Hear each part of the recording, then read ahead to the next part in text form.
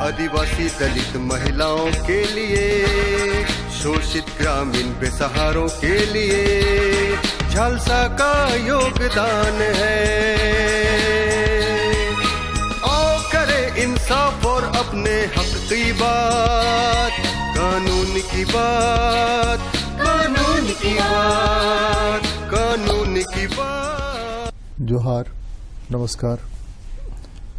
कानून की बात में बहुत सारी ऐसी चीज़ें हम आपको जानकारी देने की कोशिश करते हैं, बताने की कोशिश करते हैं भाया जजेस, एडवोकेट्स, एक्सपर्ट्स, ताकि आपको लगे कि आप पीड़ित हैं, घर में जुर्म किसी ने किया और सज़ा पूरा परिवार भुगत रहा हो। ऐसा नहीं है। जो जुर्म करने वाला है सज़ा उसी को मिलेगी, उसी पर मुकदमे चलेंगे। बाकी जो पीड़ित थे उस जुर्म करने वाले की वजह से वो जेल चला गया और पूरा परिवार भूखों मर रहा है। बच्चे का स्कूल से नाम कट गया, बच्चे का तो कोई दोष नहीं था, परिवार का कोई दोष नहीं था। यह एक बड़ा सवाल था जुडिशरी के सामने कि इस समस्या का समाधान कैसे हो। इसलिए कि हमारे यहाँ मान्यता यह है कि जो अपराधी है उसका पूरे परिवार को अपराधी मान लिया जाता है, लेकिन कानून अब ऐसा नहीं मानता है। उन लोगों के भी ख्याल रखने के उपाय हैं। आपके साथ रूबरू होने, आपके साथ बातचीत करने का हमारा मकसद सिर्फ यह है कि आप कानून की इन बातों को जानिए, आप अपने जब जरूरत पड़े, जहां जरूरत पड़े उसका लाभ उठाइए, और जिनको आप जानते हैं उनको कहिए कि वो कैसे मदद ले सकते हैं। हर बार हमने आपको यह बताने की कोशिश की है कि हर डिस्ट्रिक्ट में जहां जिला कचहरी है, कोर्ट है, उस कोर्ट में एक डीएलएस है, डिस्ट्रिक्ट लीगल सर्विस अथॉरिटी, जिला विकास प्राधिकार, न्याय सदन लिखा हुआ है, हर जगह न्याय सदन लिखा हुआ है। सबसे प्रमुख जगह पर वही है। वहाँ जाइए, वहाँ आप अपनी बात बताइए। आप उस कैटेगरी में आते हैं तो फ्री ऑफ कॉस्ट आपको लीगल एड मिलेगा। डीएलएसए की तरफ से वकील मिलेंगे जो आपकी लड़ाई लड़ेंगे। आपके कागजों का खर्चा डीएलएसए उपलब्ध कराएगा। ये एक नई चीज़ जो बताया, पहले भी हमने आपको बताया है, इसका डिटेल हम आपको बताने जा रहे हैं आज कि विक्टिम कंपनसेशन क्या है, पीड़ित कौन है, कंपनसेशन क्या है, कैसे मिलेगा, किनको मिलेगा, क्या क्या रास्ते हैं। कानून की बात में हमारे साथ आज बात करने के लिए झालसा के डिप्टी सेक्रेटरी मनीष कुमार मिश्रा जी हैं। स्वागत है आपका। नमस्कार। नमस्कार। एक तो सबसे पहले हम ये जानना चाहते हैं, अपने दर्शकों को बताना चाहते हैं कि विक्टिम का मतलब कौन। विक्टिम के बारे में जो आम समझ है वो ये, जिसको की गोली मार दी गई वो विक्टिम हुआ, उसका परिवार विक्टिम हुआ। जिसने गोली मारा वो अपराधी है, सजा मिलेगी। लेकिन वो अपराधी का परिवार भी विक्टिम की श्रेणी में आता है क्या? जैसा कि आप बता रहे हैं, विक्टिम वैसा व्यक्ति है जिसके विरुद्ध कोई अपराध कारित किया गया हो और उसके जो डिपेंडेंट हैं, जो आश्रित लोग हैं, वो भी विक्टिम की श्रेणी में आएंगे। उसका मर्डर हो गया या पैर चला गया या हाथ चला गया, वो किसी काम लायक नहीं रहा। किसी भी तरीके का अगर अपराध घटित हुआ है उसके साथ में, फॉर एग्जाम्पल ले लीजिए, किसी व्यक्ति को मृत्यु कारित कर दिया है या कोई क्षति पहुंचाया है या कोई महिला के साथ ऐसा कोई बर्ताव किया गया है जो अपराध की श्रेणी में आता है, वैसे व्यक्ति भी विक्टिम है। और अगर मान लिया कोई व्यक्ति को मृत्यु कारित कर दिया गया तो व्यक्ति तो अब नहीं है, तो उसके जो आश्रित हैं या परिवार हैं वो लोग भी विक्टिम की श्रेणी में आएंगे। तो कॉम्पनसेशन जो हमारा ये स्कीम है उसमें वो लोग भी शामिल होंगे जो जिनके विरुद्ध कोई अपराध कारित किया गया है, जो विक्टिम है। नहीं, यहाँ दो पक्ष खड़ा होता है। एक पक्ष होता है जिसने जुर्म किया जिस भी कारण से किया, वह जेल चला गया, उसके परिवार के भी लोग रह जाते हैं। तो घर में कमाऊ ये आदमी वही था, वो चला गया, तो उसके घर के लोग भी तो पीड़ित हुए, तो उसको पीड़ित मानते हैं कि नहीं? कानून में वो पीड़ित की मान्यता है कि नहीं? विक्टिम कॉम्पनसेशन का जो स्कीम है, स्कीम में हम आते हैं, कंपनसेशन स्कीम में। एक तो वो हो गया, दूसरा वो हो गया जिसके घर के लोगों के साथ अपराध कारित किया गया, अपराध हुआ, बाकी लोग बचे, वो मर गया या वो घायल हो गया, अस्पताल में भर्ती है, उसकी जरूरत है। तो ये दोनों में अगर फर्क करना हो तो एक ही पक्ष को मानेंगे जिनके यहाँ अपराध हुआ, नहीं जिनके विरुद्ध अपराध कारित किया गया। जो व्यक्ति अपराध कारित किया उनका परिवार की अगर बात करें तो वो लोग अभी तक कानून के दृष्टि में विक्टिम की कैटेगरी में नहीं आते हैं। जो रिहेबिलिटेशन का जो स्कीम्स है गवर्नमेंट का या कॉम्पनसेशन देने का स्कीम्स है, वो सिर्फ अभी फोकस्ड है जिनके विरुद्ध अपराध कारित किया गया और उनके आश्रित लोग जो हैं।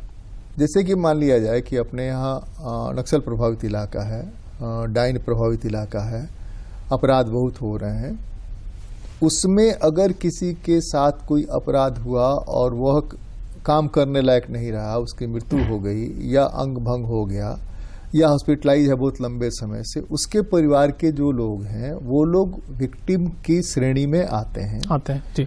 वो जो विक्टिम माना गया, उस विक्टिम के क्या राइट्स हैं? सबसे पहले सर्वप्रथम राइट है कि जो उसका नुकसान हुआ उसको भरपाई कैसे करे, तो उसके लिए कॉम्पनसेटरी रिलीफ दिया गया निश्चित।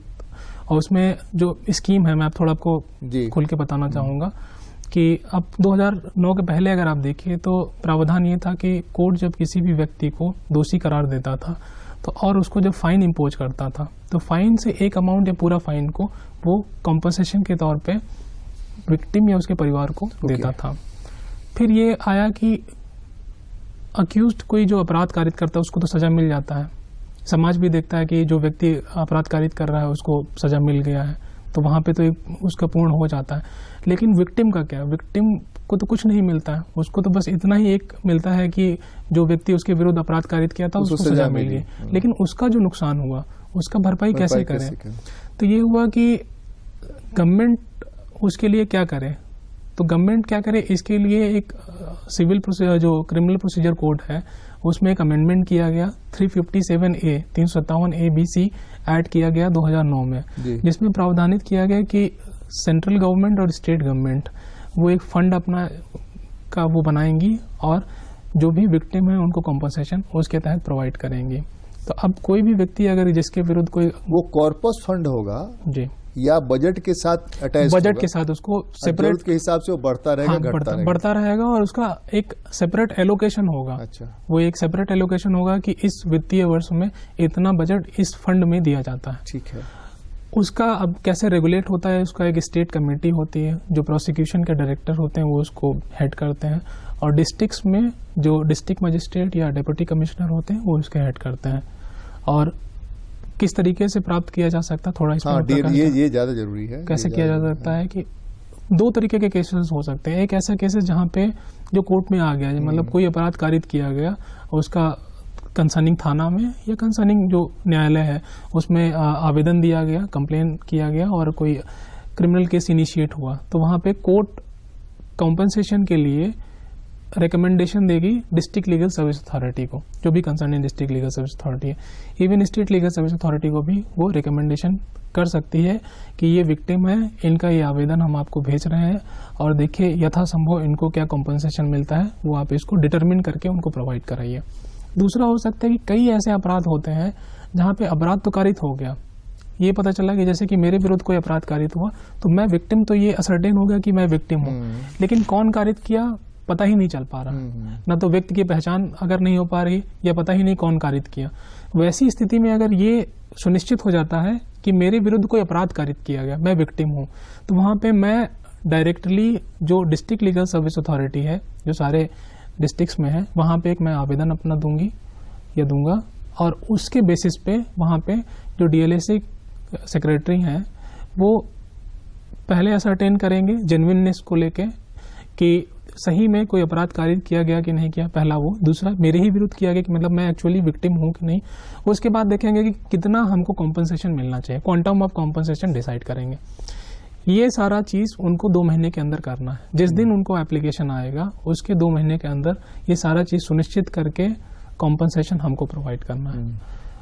दूसरा चीज आ गया कि अब किसी भी व्यक्ति को कितना कॉम्पनसेशन मिलेगा, तो वो डिपेंड करता है 2 चीज पे। इसको पहले हम दर्शकों को स्पष्ट कर दें, जो पीड़ित हुआ, जिसके विरुद्ध अपराध हुआ, वो या उसका परिवार जो आश्रित है उसके डिपेंड करता है कि जो उस पर आश्रित हैं उनको कितना नुकसान हुआ, उसकी मृत्यु हो जाने से, उसके घायल हो जाने से, उसके अंग भंग हो जाने से, या जिस भी कारण से उसकी नौकरी पर नहीं जाने की वजह से अस्पताल में जाने का खर्चा जो हुआ, तो वो या उसका परिवार इसका हकदार है जी। पहला हकदार वही है।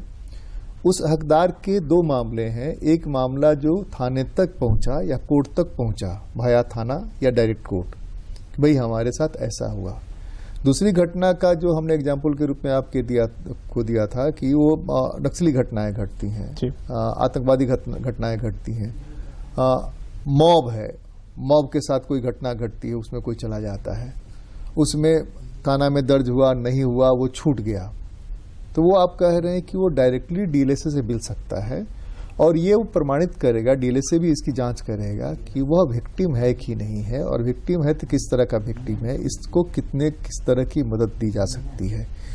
इसलिए कि अपराध करने वाला वहाँ क्लियर नहीं है, उसको खोजना मुश्किल है। जैसे कि अभी घटना घटी, मॉब, एक बड़ी मॉब थी, उस मॉब ने पत्थर चलाए, कौन चलाया पत्थर, किसके पत्थर से कौन घायल हुआ, कौन मर गया, उसके किसने गोली चलाई, किसकी गोली से कौन मर गया, यह डिसाइड होने में कब होगा नहीं होगा कहना मुश्किल है, लेकिन जो मर गया उसके परिवार को जरूरत है ना। तो वो परिवार कैसे कर सकता है जिसके परिवार की घटना करने वाला, अपराध करने वाले के पता नहीं है। वो भी वही प्रोसेस ऑप्ट होगा, उसमें अडॉप्ट करेगा कि भाई ये मेरा भाई था या बेटा था जिसके विरुद्ध कोई अपराध कारित किया, उसकी मृत्यु कारित हो गई, अब ये नहीं पता चल पा रहा अपराध कारित करने वाला कौन है, या बहुत ऐसा संख्या में जिसमें आप असर्टेन ही नहीं कर पा रहे कौन किया होगा। तो वैसी स्थिति में भी वो अभी हंगामे हो रहे हैं, स्टेशनों पर पत्थर चल रहे हैं, आग लगाई जा रही है, उसमें भी बहुत सारे लोग घायल हो रहे हैं, मर रहे हैं, बिल्कुल बहुत बुरी तरह घायल हो रहे हैं, वो भी तो विक्टिम हुए, वो भी विक्टिम कैटेगरी में उनका परिवार भी उसके साथ जुड़ा हुआ है, तो वो भी विक्टिम हुआ। थोड़ा मैं इस पे बताना चाहूंगा कि थोड़ा स्कीम पे आऊंगा फिर इस पे आ जाता हूँ। इसको लेके जब 357A में जब निर्देशित किया गया कि स्टेट गवर्नमेंट, सेंट्रल गवर्नमेंट कोई अपना स्कीम बनाएगी जिसमें कि वो फंड, निश्चित फंड एक एलोकेट करेगी और वैसे विक्टिम्स को जो कोई लॉस जिनको हुआ है या कोई इंजरी कॉज हुआ उनको कॉम्पनसेशन देगी और रिहेबिलिटेट करेगी। झारखंड अपने स्टेट में एक झारखंड विक्टिम कॉम्पनसेशन स्कीम 2012 में आई। उसके बाद समय समय पर उसमें अमेंडमेंट्स हुए। एक अमेंडमेंट 2018 में हुआ, एक ऑनरेबल सुप्रीम कोर्ट का जजमेंट आया Tehseen Poonawalla versus union of India में, जिसमें ये दिया गया कि ऐसे विक्टिम्स जो मॉब लिंचिंग या मॉब वायलेंस के विक्टिम्स हैं उनको भी इस 357A का जो स्कीम्स है गवर्नमेंट का, उनको भी उस कैटेगरी में लाया जाए। अच्छा। जिसके बाद झारखंड स्टेट में 2018 में उस स्कीम्स में अमेंडमेंट हुआ और उसके बाद वैसे व्यक्तियों को या विक्टिम्स या उनके डिपेंडेंट को भी उसमें इनकॉर्पोरेट किया गया, समाहित किया गया जो मॉब लिंचिंग के शिकार हैं। उसमें प्राकृतिक आपदा शामिल है कि नहीं? प्राकृतिक आपदा से भी आएगा। जैसे किसी पर भी ठनका गिर गया, उसके घर का आदमी मर गया, जो झारखंड में बहुत ज्यादा है, हमको लगता है कि देश में सबसे ज्यादा ठनका यही गिरता है।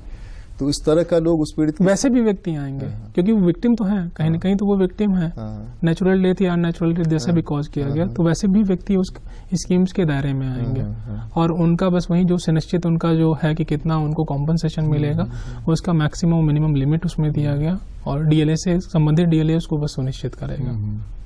इस स्कीम में किस तरह से मुआवजा पाया जाएगा? मुआवजा पाने के लिए फिर अदालत का दरवाजा खटखटाना पड़ेगा या डीएलएस ही कर लेगी पूरी की पूरी कार्रवाई और डीएलएस से ही आपको मदद मिल जाएगी? क्या है मुआवजा प्राप्त करने का?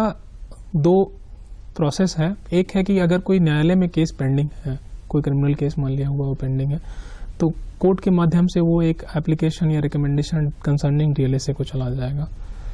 वैसी स्थिति आ सकती है कि जहां मामला पार्टी को और पार्टी के वकील को कोर्ट को यह अपील करना पड़ेगा कि हमारे ये क्लाइंट, दोनों तरीके से हो सकता है, पार्टी डायरेक्ट खुद आवेदन दे या कोर्ट को बोले या कोर्ट स्वयं अपना सुओ मोटो भी भेज सकता है कि कोर्ट को लगता है कि नहीं इसको कॉम्पनसेशन मिलना चाहिए, फंड है, तो वो सुओ मोटो अपना सेक्सुअल असॉल्ट में ज्यादा सेक्सुअल असॉल्ट हो गया या आपका एसिड अटैक केसेस आ गए हैं, कोई किसी का डेथ कॉज कर गया, तो उन सब केसेस में सामान्यता जाता ही जाता है।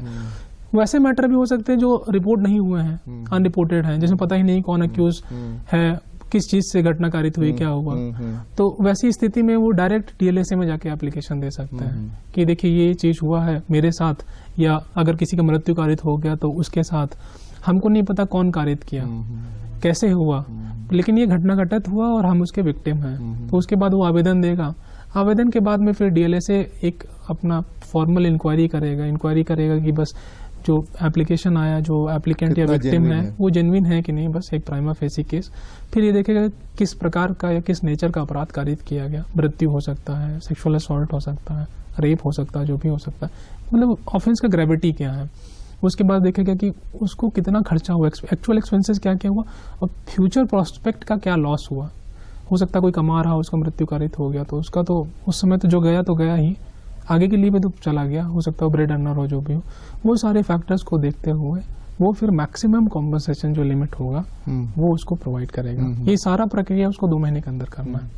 तो ये कंपनसेशन तय करने का जो काम है वो डीएलए से और डिस्ट्रिक्ट एडमिनिस्ट्रेशन दोनों मिलकर तय करते हैं। दोनों मिलकर करता है। जुडिशरी भी इसमें शामिल होती है, तीनों मिलकर तय तीनों मिलकर करते हैं। उसमें एक कमेटी है, कमेटी के वो लोग मेंबर होते हैं। डिस्ट्रिक्ट जज जो है या जेसी जो है वो उसके अध्यक्ष, क्योंकि वो चेयरमैन है डिस्ट्रिक्ट लीगल सर्विस अथॉरिटी के, डिप्टी कमिश्नर रहते हैं, एसपी रहते हैं, वो सारे लोग फिर एक मीटिंग कन्वीन होता है और उसमें अमाउंट डिटरमिन करते हैं। वो देखते हैं कि मैंने इसको कितना हम मैक्सिमम कितना हम उसको दे सकते हैं कि जिससे वो कम से कम अपने लॉस जो हुआ है उसको रिकॉम्पनसेट करें और थोड़ा कहीं रिहेबिलिटेट कर सकें। तो ये जो 2 महीने का आप पीरियड बता रहे हैं, कूलिंग पीरियड जो बता रहे हैं, ये 2 महीने में उस तक पहुंच जाना है, वो अवार्ड हो जाना है और उसके मतलब अकाउंट में पहुंच जाना है। ये मैक्सिमम लिमिट दिया गया है कि 2 महीने के अंदर, वो 2 दिन भी हो सकता है, 1 दिन भी हो सकता है, 3 दिन भी हो सकता है, लेकिन एक रीजनेबल प्रूडेंस है कि 2 महीने से अधिक नहीं होना चाहिए, क्योंकि उसको तत्काल चाहिए पैसा, कॉम्पनसेशन, उसको रिलीफ तो चाहिए। उसके अलावा भी प्रावधान किया गया है कि बहुत से ऐसे केसेस आते हैं कि जिसमें इंस्टेंट उसको तुरंत कोई ना कोई रिलीफ चाहिए, मेडिकल रिलीफ के लिए चाहिए या उसको रिहेबिलिटेट करना तुरंत कुछ, तो उसमें भी जो प्राधिकार डिस्ट्रिक्ट लीगल सर्विस अथॉरिटी है उसको ये मतलब अधिकार दिया गया है कि वैसे मामले में वो इनिशियल अपना इंक्वायरी करके मतलब उसका अगर सेटिस्फेक्शन है कि घटना घटित हुआ उसको तुरंत चाहिए तो वहां पे वो खुद प्रोवाइड कर सकता है। इंटरिम कॉम्पनसेशन की जो बात हम कर रहे हैं, 2 मामले तो बहुत ज्यादा होते हैं। एक ठनका वाला जो मामला है, डाइन वाला मामला है, ये 2 मामले हैं कि इमीडिएट चाहिए ही चाहिए, उसमें देर होने पर फिर दिक्कत हो जाती है। तो उसमें ये है कि आप चिकित्सकीय भी चाहिए और चिकित्सा के अलावा भी घर का जो ब्रेड अर्नर चला गया या घर का आदमी चला गया उसके लिए भी चाहिए। तो उस स्थिति में प्रावधान किया गया आप इंटरिम कॉम्पनसेशन तुरंत उसको दे दीजिए जो इमीडिएट उसका रिक्वायरमेंट है, और फाइनल कॉम्पनसेशन आप 2 महीने का जो प्रावधान है उसके अंदर दे दीजिए, कम से कम उसको तुरंत तो कुछ मिल सके। कुछ अमाउंट फिक्स है क्या कि अमाउंट इतना मिलेगा? जैसे कि अगर मृत्यु कारित हुआ है किसी व्यक्ति का तो उसको मिनिमम 2 लाख रुपए मिलेगा ही मिलेगा, वो सुनिश्चित कर दिया गया कि उसको मिनिमम कितना मिले। एसिड अटैक का कोई अगर केस आता है तो उसमें मिनिमम है कि 3 लाख रुपए मिलेगा। बर्न केसेस आते हैं, जैसे कि आप डायन वाली ही प्रथा में बहुत बार रहता है कि कोई बर्न केसेस आए, कुछ खा गया, तो उसमें भी है कि 50% 25% अब बर्न अगर केसेस है तो उसको निश्चित अमाउंट मिलेगा ही मिलेगा। तो वो एक लिमिट है कि मिनिमम कितना मिलेगा और मैक्सिमम कितना। यहाँ 2 पक्ष है, एक पक्ष है कि मेडिकल रिलीफ, मेडिकल एड, और एक पक्ष है कि आगे की जिंदगी। ये 2 पक्ष होता है। एसिड अटैक में भी अगर आप देखिए या ये क्या नाम है आपदा से जो मर गया उसमें भी देखिएगा तो उसमें 2 पक्ष है कि अगर वो मेडिकल में गया तो लंबा ट्रीटमेंट चलेगा, हो सकता है कि यहाँ से लेकर बॉम्बे तक। एक तो उसके लिए उसको पैसा चाहिए और दूसरा पैसा चाहिए कि उसके आगे की जिंदगी, अगर वो ब्रेड अर्नर थी तो उसके आगे की जिंदगी उसके परिवार के लोगों को चाहिए कि भाई कुछ खाने पीने का हो, उसको ले जाने का हो। तो ये कैसे तय होता है? 357B में प्रावधान किया गया कि जो मेडिकल रिलीफ है या मेडिकल एड जो दिया जाएगा विक्टिम को, ऐसा वो फ्री ऑफ कॉस्ट दिया जाएगा, वो गवर्नमेंट सुनिश्चित करेगी और डिस्ट्रिक्ट लीगल सर्विस अथॉरिटी उसमें कोऑर्डिनेट करेगा, कोऑपरेट करेगा।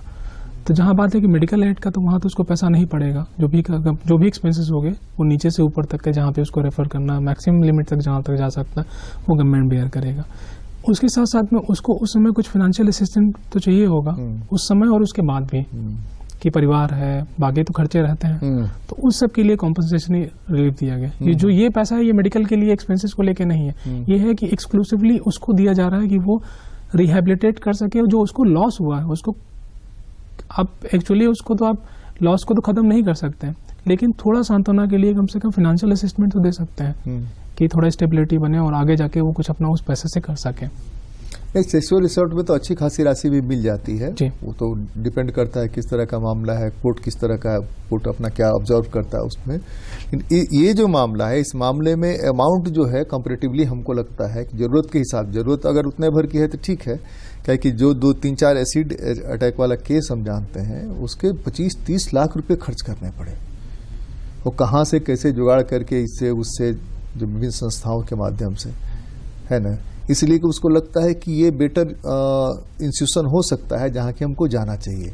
और सरकारी में तो प्रक्रिया है, फाइल चलेगी तो चलती रहेगी, उसके हिसाब से चलता रहेगा, तो वहाँ उसको इमीडिएट रिलीफ चाहिए। तो उस रिलीफ का जो आपका लिमिट है वो ये मिनिमम लिमिट है, मैक्सिमम कोई उसका वो नहीं है। अच्छा, मतलब मिनिमम उसको 3 लाख रुपए तो मिलेगा ही मिलेगा, मैक्सिमम तो डिपेंडिंग उसका क्या बर्न परसेंटेज क्या है, किस पार्ट पे बर्न हुआ, मेडिकल उसको क्या क्या रिक्वायरमेंट है, तो गवर्नमेंट है, अगर प्राइवेट हॉस्पिटल्स भी बहुत असिस्ट करता है, तो वैसी स्थिति में उसको बियर करेगा गवर्नमेंट। बहुत सारे मामले हमने देखे, मीडिया में आया और मीडिया से डीएलए से झालसा ने उसको ये किया, सुओमोटो उस पर शुरू कर दिया, उसकी मदद कर दी बहुत सारे मामले में। उसके लिए पार्टी को या पार्टी के परिवार के किसी को आने की जरूरत नहीं पड़ी और उसको मदद पहुंच गई। तो ये आप लोग कैसे करते हैं? इस प्रावधान बनाया गया स्कीम का जो उद्देश्य भी है कि जरूरी नहीं कि वो आवेदन ही कोई लेके आए तभी। ये देखिए ना भाई, हाई कोर्ट, सुप्रीम कोर्ट बहुत सारे मामलों को सुओमोटो पीआईएल मान लेती है जी। उत्तम आनंद वाले केस में भी देखें और दूसरे बहुत सारे केसेस हैं, एक नहीं दर्जनों केसेज हैं अपने झारखंड का, वो मामला है। तो उस तरह से झालसा डालसा ये दोनों, या सिर्फ झालसा को राइट है, डालसा को भी राइट है, या झालसा डालसा को इंस्ट्रक्ट करेगा? दोनों को राइट है। अच्छा। और हम लोग उस चीज पे बहुत तत्पर भी रहते हैं कि कहीं से भी कोई इन्फॉर्मेशन मिले, जरूरी नहीं कि विक्टिम ही कोई आवेदन लेके आए, हमको कहीं से भी सूचना मिल जाए, पेपर के माध्यम से। पहले इंक्वायरी करते हैं सूचना की ऑथेंटिसिटी, पेपर के माध्यम से आ गया, किसी भी माध्यम से आ गया, तो जेन्युइननेस तो कहीं ना कहीं रहता है कि घटना कोई घटित हुई है, पेपर में प्रकाशित हुई है तो सच तो है ही है। तो उसमें भी हम सुओमोटो कॉग्निजेंस लेते हुए उसको इनिशिएट कर देते हैं। मैंने पीएलवी से आप पूछते हैं वहां पर कि देखो भाई ये वहाँ की, वो फिर जाके सुनिश्चित करेगा ये घटना घटित हुआ है, फिर वहां पे जाएगा, विक्टिम से मिलेगा, अगर विक्टिम है, नहीं है तो उसके परिवार से मिलेगा, उससे समझेगा कि क्या हुआ, कितने लोगों को लॉस हुआ, और उसके बाद वो आवेदन या रिपोर्ट अपना लेके आ गया पीएलवी कि ये घटना घटित हुआ, इतना लोग विक्टिम है, परिवार के आश्रित कौन कौन है, ये 5-6 लोग हैं, ये हैं।